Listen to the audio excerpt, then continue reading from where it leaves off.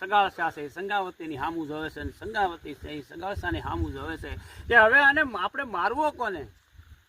અને તેથી સંગાવતીએ એટલું કીધું હતું કે તો આપણે કુંવર શેલીઓ છે ને એને ખાંડી નાખી, બીજે ક્યાંય ગોતવા જવો પડે એમ નથી, માણે આપણા દીકરાને જ ખાંડી નાખી.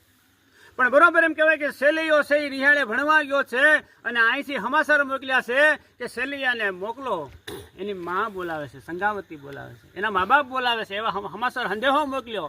અને બરોબર એમ કહેવાય કે અહીંયા વૈકુંઠમાંથી આવેલો એ ભગવાન એ સાધુના વેશમાં આવેલો એ સાધુ ત્યાં બેઠા છે અને બીજું સ્વરૂપ એને સાધુએ નિહાળે જઈને બેસી ગયો છે.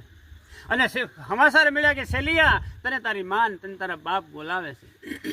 અને એ શેલિયાએ મા ને બાપ બોલાવે છે એવા હમાસર સાંભળે ગટગટી ડોટ મૂકી ત્યાં બહાર દરવાજા પાસે એ સાધુએ હાથ પકડેલો, ગઈ છોકરા ક્યાં જાશો, તારે ઘેરે કોઈક ભાવ આવ્યો છે ને તને તાગડી કાપીને મારીને ખાઈ જાય.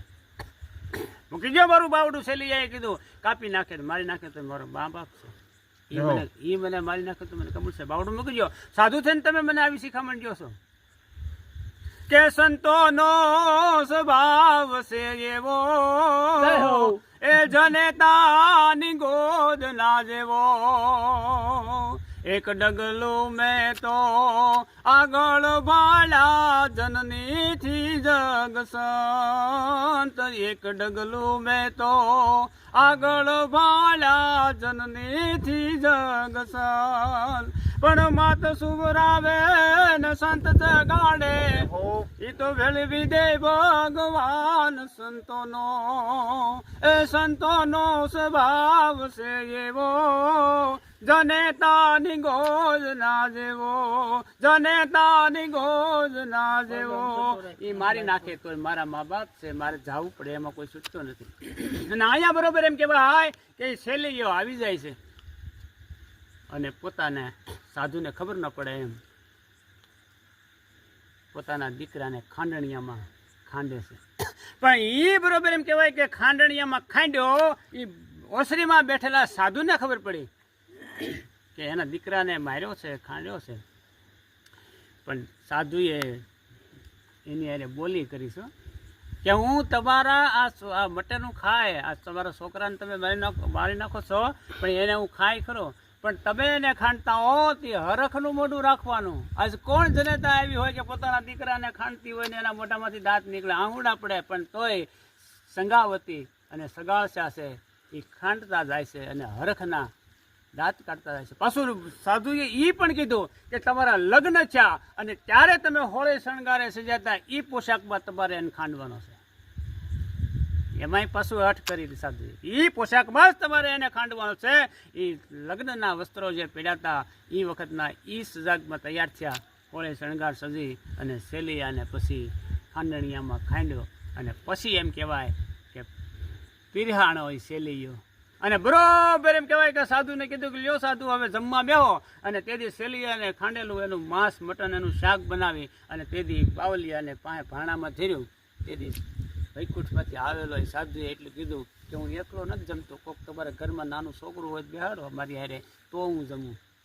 અને તેથી સગાળસાએ કીધું કે એકનો એક દીકરો હતો એને તો ખાંડી નાખ્યો, હવે તો અમારી પાસે હવે સંતાન નથી, એક દીકરો હતો એને અમે મારી નાખ્યો, એને ખાંડીને તમને જમાડી દઈએ, હવે અમારી પાસે કોઈ છોકરું વાહે પડખે બેહે એવું નથી. અને ત્યારે ભગવાન નારાયણે કીધું તો હવે ભાણાને ઠેબું બાર્યું કે હવે હું વાંજિયાનું ખાતો નથી, કે હવે હું વાંજિયાનું ખાતો નથી. અને તેથી સંગાવતીએ કીધું કે શું બોલ્યા છો બાપુ મહારાજ, કે હું વાંજિયાનું ખાતો નથી. અને તેથી 5 મહિનાનો પ્રસંગ સંગાવતીના પેટમાં હેલ્યો જતો હતો. અને તેથી સંગાવતીએ કીધું કે હે બાવલિયા હવે જમવું છે કે નહીં, મારા પેટમાં ઓધાન છે, 5 મહિનાનો પ્રસંગ છે. અને આપ બધાને ખબર છે કે 5 મહિનાનું બાળક પેટમાં થાય એટલે કે એમાં જીવ પ્રસરી ગયો છે, જીવ અંદર આવી ગયો છે, હવે હું વાંજણી નથી. અને જો તું કહેતા હો સાધુ તો હું મારું પેટ સીરી નાખું ને હાથમાં કટાર લીધી અને સૂરજ નારાયણની સામે એમ કહેવાય કે કટાર રાખી આવડે તારી આણ ને ઓલા લાજાળું લોપે નહીં, રાત ભાંગે રાણ તારા ગરાવર અંધારા ગયા. અને તેથી બરોબર એમ કહેવાય કે સંગાવતીએ હાથમાં કટાર લીધી કે બાવા હવે ખાવું છે કે પેટ સીરીને મારું બાળક બહાર કાઢું. અને તેથી વૈકુંઠમાંથી આવેલો ચતુર્ભુજ સ્વરૂપ ભગવાન નારાયણે પોતાનું સ્વરૂપ ધારણ કર્યું અને એને કીધું કે બાપ માં હવે રહેવા દેતું. અને ત્યારે ભગવાનને પગે પડવાનું હોય સંગાવતીને સગાસને, એટલે બદલે ભગવાન એના પગમાં પડી ગયો અને એણે કીધું કે હવે જમી લ્યો. એ કે માંગી લ્યો. ત્યારે સંગાવતી અને સગાવસાએ એટલું કીધું કે માંગવાનું તો બીજું કાંઈ ન હોય. હવે આ શેલિયાને તમારે હરજીવન કરવો હોય તો કરતા જાઓ અને જમવું હોય તો જમી લ્યો. હજી તમને 32 ભાતના ભોજન જમાડવા અમે તૈયાર છીએ ભલામણા. અને તેથી બરોબર એમ કહેવાય હાય કે નારાયણે શેલિયાની ઉપર અંજળી છાંટી અને શેલિયાને એમ કહેવાય કે જીવતદાન આપ્યું. લોકો એમ કહે છે એને હાલરડે પડી હડતાલ, પણ પાછું ભગવાન જે કામ કરે ને એ પાછા વાળી હોત નથી.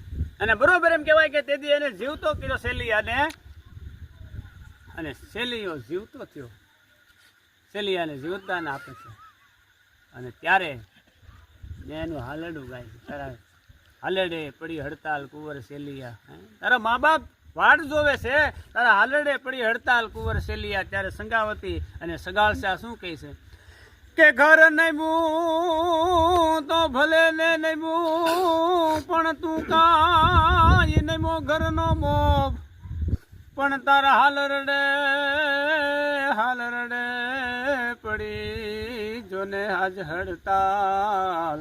અરે રે તું તો કુંવર શેલિયા, ઘર નેમું તો ભલે નેમું, પણ તું કા નેમું ઘરનો મોભ, આજ અમારા હાલરડે પડી હડતાલ કુંવર શેલિયા. અને તેથી બરોબર એમ કહેવાય તે ભગવાનને સંગાવતીએ અને સગાળસાએ બાવડું પકડી લીધું અને ભગવાને કીધું કે મને માફ કરજો. અને તેથી બે માણા એટલું બોલ્યા સંગાવતી અને સગાળસા કે નારાયણ, આ સતયુગ હાલ્યો જાય છે, આમાં તું આ પરીક્ષા કરજે, પણ કળિયુગની અંદર આવી પરીક્ષા કરતો જ નકર તું ભગવાન હોવા છતાં માર ખાઈને આવે, તને કોઈ દીકરા